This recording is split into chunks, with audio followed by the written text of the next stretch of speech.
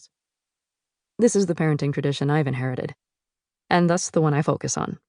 Though it's by no means the only or the best, it is certainly worth interrogating, which is in part what this book is trying to do. Because the tradition does and should raise a lot of questions. Why do we teach our children what sounds animals make before we teach them the sounds people do? Why do we encourage them to crawl when it doesn't help them learn to walk? Why do we read them stories about homicidal stepparents? Why do we sing them soothing songs about fatal accidents and incurable diseases? Why do we beg them to eat? Why do we give them timeouts? And why do we think this changes anything? Why do they know the toy keys are not the real keys? And why do they think the real keys are better? Why do we let other people take care of them? Why do we take care of them ourselves? Was it always this hard? And is it this hard everywhere else? The short answer to that last question is probably. Even the Buddha named his son Burden.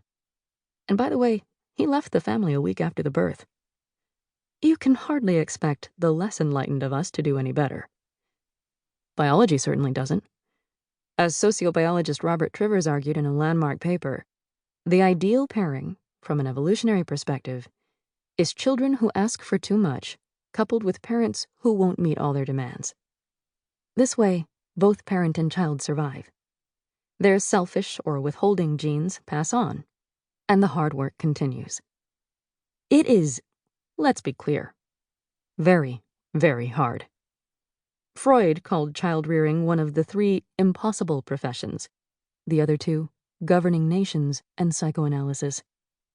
To do even a half-assed job is a Sisyphean task. Children get away with things no adult would. They defecate in the living room. They assault us with impunity. In a single week one summer, I was smacked, punched, scratched, and bitten. My ears were boxed, my hair was pulled, and my glasses were thrown across a parking lot. I was slapped across the face with a foot. With children, the most basic human activities are fraught. A couple years ago, my husband and son stumbled out of a restaurant bathroom, both looking traumatized. Did he pee his pants? I asked. He peed his daddy, Rob answered. He peed all over me. He peed on his own face. It's all so hard. But what choice do we have? The modern practice known as natural parenting appealed until I realized it does not in fact mean do nothing, and requires as many, if not more, interventions than unnatural parenting does. No parent really wants nature alone to take its course, though parents have often turned to nature when faced with a crisis of confidence.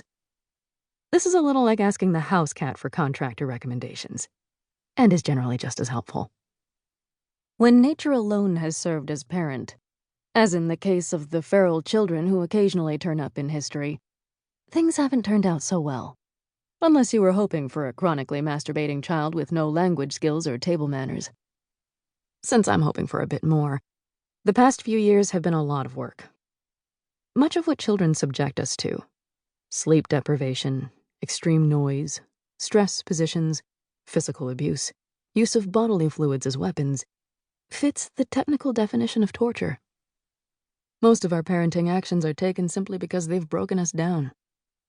We are too tired to question the custom, too weary to fight, too worn out to spend the next 2 hours, 4, playing Mozart musical chairs and not watching 8 consecutive episodes of Caillou.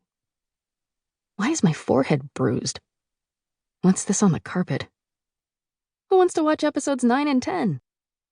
It is so difficult that despite Trivers' argument, I can't help but think it used to be easier, or the species simply wouldn't have continued. Oh, sure, caveman parents had to fight off mastodons and appease the bear god, but they didn't have to worry about competitive preschools. Medieval parents never had to fish a smoking banana out of a heating grate, never had to pull over when their toddler figured out how to open the door of a moving car. They never had, as I did the other day, to scrub grease stains off the upholstered dining room chairs after my son decided to spray them all with Pam. They did not bother with timeouts. They did not agonize over self-esteem.